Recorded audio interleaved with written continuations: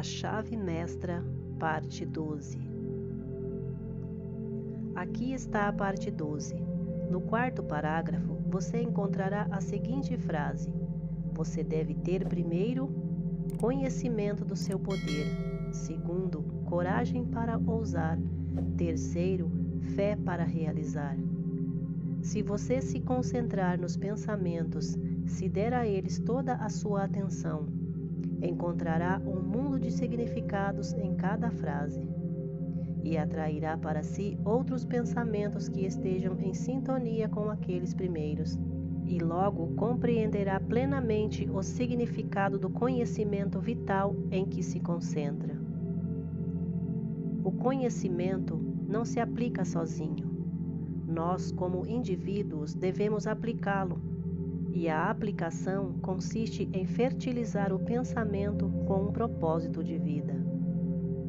O tempo e os pensamentos que a maioria das pessoas desperdiçam em um esforço despropositado poderiam fazer maravilhas se devidamente direcionados, tendo um objetivo especial em vista. Para tanto, é necessário concentrar a sua força mental em um pensamento específico e mantê-la lá, eliminando todos os outros pensamentos. Se você já olhou através do visor de uma câmera, sabe que, quando o objeto, a imagem fica indistinta e possivelmente borrada, mas quando o foco apropriado é ajustado, a imagem fica nítida e distinta. Isso ilustra o poder da concentração.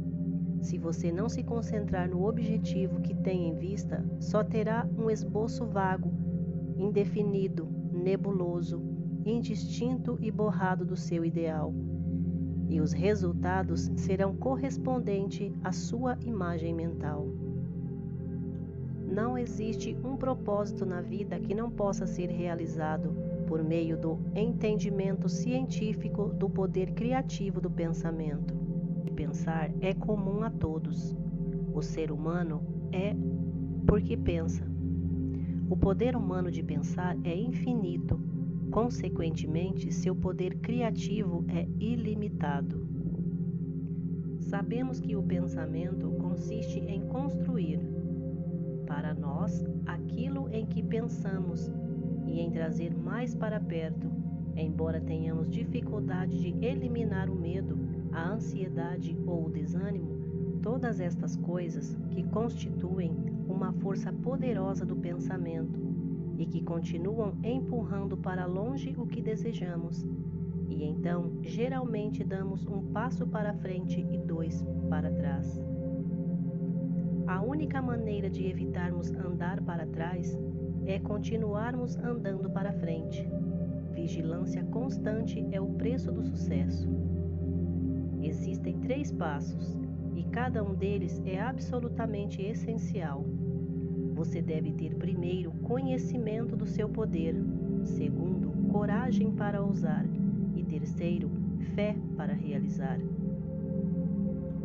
Tendo isso como base, você poderá construir um negócio ideal, uma casa ideal, amigos ideais e um ambiente ideal. Você não tem limitação de custo ou material. O pensamento é onipotente e tem o poder de sacar do banco infinito matéria-prima para tudo o que precisar. Portanto, recursos infinitos estão a seu dispor. Mas seu ideal deve ser preciso, definido e claro. Ter um ideal hoje, outro amanhã e outro na semana seguinte, significa desperdício de energia e nenhuma realização. Você conseguirá apenas uma combinação insignificante e caótica de material desperdiçado. Infelizmente, esse é o resultado que muitos obtêm. E a causa é evidente. Se um escultor começar a trabalhar com um pedaço de mármore e um cinzel, mudar seu ideal a cada 15 minutos, o que se pode obter como resultado? E por que você deveria esperar um resultado diferente ao modelar a substância melhor e mais plástica de todas, a única substância real? O resultado dessa indecisão e do pensamento negativo geralmente é perda de riqueza material. A suposta independência conquistada com muitos anos de trabalho duro e esforço acaba de repente. Então descobre-se que o dinheiro e os bens não significam independência, de maneira alguma. Pelo contrário, a única independência se encontra na aplicação prática do conhecimento do poder criativo do pensamento. Mas você só terá acesso a esse método de aplicação prática depois que tiver aprendido que o único poder real que você pode ter é o poder de adaptar-se aos princípios imutáveis e divinos. Você não pode mudar o infinito, mas pode entender as leis naturais. A recompensa por esse entendimento é uma compreensão consciente da sua capacidade de adaptar suas faculdades mentais ao pensamento universal, que é onipresente. Sua capacidade de cooperar em sua onipotência indicará o grau de sucesso que você alcançará. O poder do pensamento tem muitas falsificações que são mais ou menos fascinantes, mas seus resultados são prejudiciais em vez de proveitosos. É claro que medo, preocupação e todos os pensamentos negativos geram frutos parecidos com eles mesmos. Aqueles que cultivarem pensamentos desse tipo, inevitavelmente colherão o que plantaram. Mais uma vez, há os caçadores de fenômenos paranormais que se empanturram com as chamadas provas e demonstrações obtidas em sessões de materialização. Eles abrem suas portas mentais e mergulham nas correntes mais perigosas do mundo psíquico. Eles parecem não entender que é a capacidade de se tornarem negativos, receptivos e passivos e, portanto, perderem toda a sua energia vital, que os permite atrair essas formas de pensamento vibratório. Há ainda os adoradores hindus, que veem no fenômeno da materialização realizado pelos chamados adeptos uma fonte de poder, esquecendo-se ou jamais se dando conta de que assim que a vontade é retirada, as formas secam e as forças vibratórias de que são feitos se esvaem. A telepatia ou transferência de pensamento já recebeu bastante atenção, mas como exige um estado mental negativo por parte do receptor, a prática é nociva. É possível enviar um pensamento com intenção de ver ou ouvir, mas ele trará uma punição juntamente com a inversão do princípio envolvido. Em muitos casos, o hipnotismo é certamente perigoso, tanto para o hipnotizado quanto para o hipnotizador. Ninguém familiarizado com as leis que regem o mundo mental cogitaria tentar dominar a vontade alheia, porque ao fazê-lo, estaria gradualmente, mas com certeza abrindo mão do seu próprio poder. Todas estas perversões representam uma satisfação temporária e para algum uma enorme fascinação. Porém, há um fascínio infinitamente maior no verdadeiro entendimento do mundo do poder interior. Um poder que aumenta conforme é usado, que é permanente, não fugaz, que não só é um poderoso remédio para corrigir os erros do passado ou resultados do pensamento equivocado, mas também um potente profilático que nos protege de todas as formas e tipo de perigo. E, por fim, é uma força criativa, real que podemos usar para construir novas condições e novos ambientes. A lei é que o pensamento estabelecerá uma correlação com o seu objeto e materializará no mundo objetivo o correspondente à coisa pensada ou gerada no mundo mental. Então, percebemos a absoluta necessidade de enxergar que cada pensamento tem em si a semente da verdade, a qual a lei do crescimento manifesta no bem, porque o bem por si só é capaz de conferir qualquer poder permanente.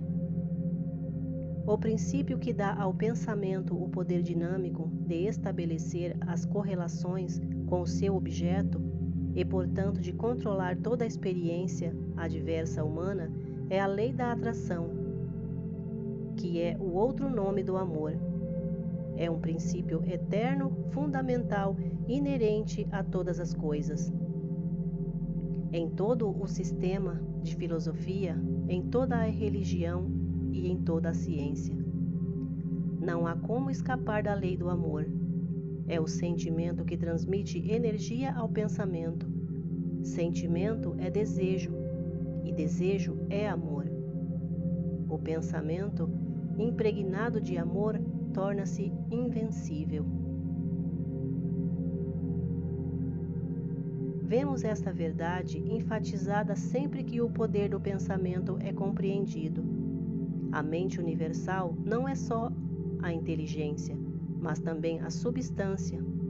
E essa substância é a força de atração que une os elétrons pela lei da atração, para que formem átomos. Os átomos, por sua vez, são unidos pela mesma lei e formam moléculas. As moléculas assumem formas objetivas e então vemos que a lei do amor é a força criativa por trás de toda a manifestação, não apenas dos átomos, mas também dos mundos, do universo, de tudo que a imaginação pode formar com uma ideia. E é a ação dessa maravilhosa lei da atração que fez com que as pessoas em todas as épocas e em todos os períodos acreditassem que deveria haver algum ser de forma humana que atendesse a todos os seus pedidos e desejos e manipulasse eventos para que servissem às suas necessidades. É a combinação do pensamento e amor que constitui a força irresistível chamada de lei da atração. Todas as leis naturais são irresistíveis. A lei da gravidade ou a lei da eletricidade ou qualquer outra lei funciona com exatidão matemática. Não há variações. Apenas o canal de distribuição pode ser imperfeito. Se uma ponte cai, não atribuímos a queda a qualquer variação da lei da gravidade. Se uma luz falha, não concluímos que as leis que regem a eletricidade não são confiáveis.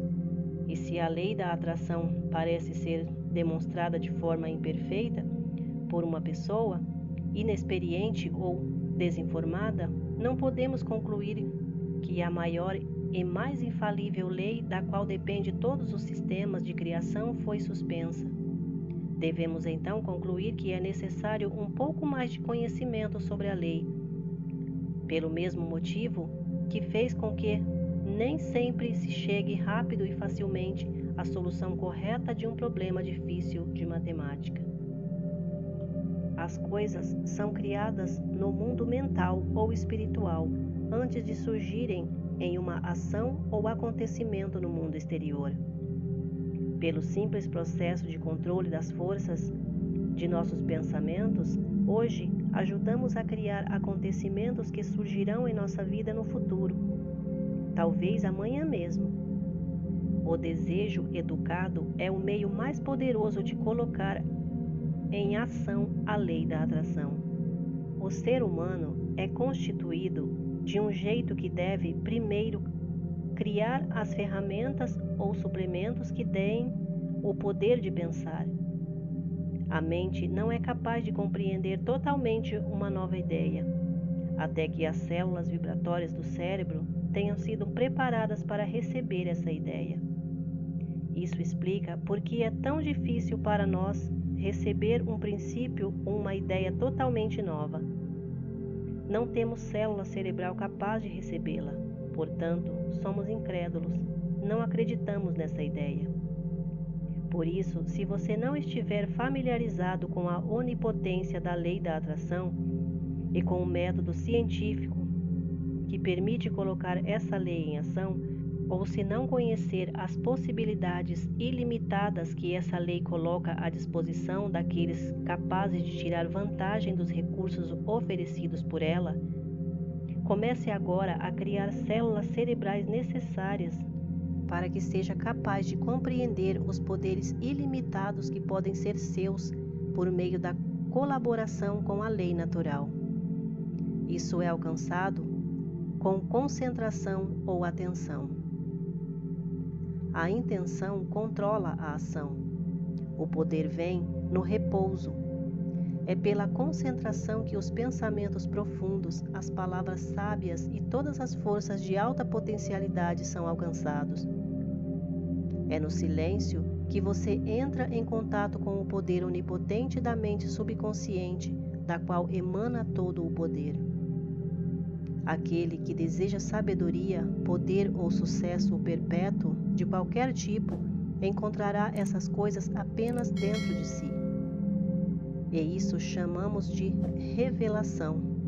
Os equivocados podem concluir que o silêncio é muito simples e fácil de ser obtido.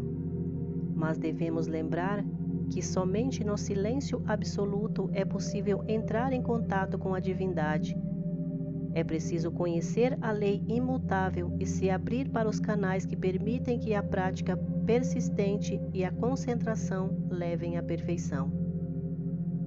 Esta semana, vá para o seu ambiente usual e sente-se na mesma cadeira, na mesma posição de sempre. Relaxe, solte-se, tanto física quanto mentalmente. Faça isso sempre. Nunca tente fazer um trabalho mental sob pressão. Perceba que não há músculos ou nervos tensos, que você está totalmente confortável. Agora, realize a sua união com a onipotência. Entre em contato com esse poder. Alcance um entendimento profundo e vital. Apreciação e compreensão do fato de que sua capacidade de pensar é a sua capacidade de agir sobre a mente universal, de fazê-la se manifestar.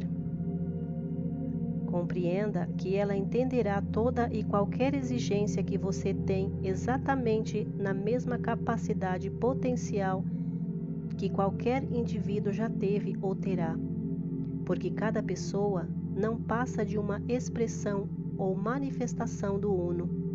Todas são partes do todo. Não há diferença de natureza ou qualidade. A única diferença é o grau. A leitura continua no próximo áudio.